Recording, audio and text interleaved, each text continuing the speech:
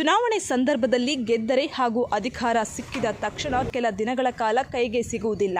ಆದರೆ ಸರ್ಕಾರಿ ನೌಕರರ ಸೇವೆ ದೇವರ ಸೇವೆ ಎಂದು ನಂಬಿರುವ 2ನೇ ಬಾರಿ ಆಯ್ಕೆಯಾದ ರಾಜ್ಯ ಸರ್ಕಾರಿ ನೌಕರರ ಸಂಘದ ರಾಜ್ಯಾಧ್ಯಕ್ಷ ಷಡಕ್ಷರಿರವರು ಗೆದ್ದ ತಕ್ಷಣದಿಂದ ಸಭೆ ಕರೆದರು.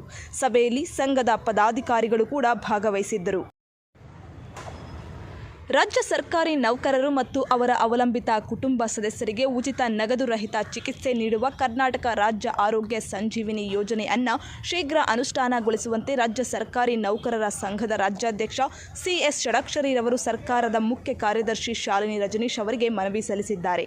ಸರ್ಕಾರಿ ನೌಕರ ಸಂಘದ ರಾಜ್ಯಾಧ್ಯಕ್ಷರಾಗಿ 2ನೇ ಬಾರಿಗೆ ಆಯ್ಕೆಯಾದ ಹಿನ್ನೆಲೆಯಲ್ಲಿ ಮುಖ್ಯ ಕಾರ್ಯದರ್ಶಿಯವರನ್ನು ಭೇಟಿ ಮಾಡಿ ಅಭಿನಂದನೆ ಸಲ್ಲಿಸಿದ ನಂತರ ನೌಕರರ ಹಿತದೃಷ್ಟಿಯಿಂದ ಆರೋಗ್ಯ ಸಂಜೀವಿನಿ ಯೋಜನೆಯನ್ನು ಅನುಷ್ಠಾನಗೊಳಿಸುವಂತೆ ಮನವಿ ಮಾಡಿದರು.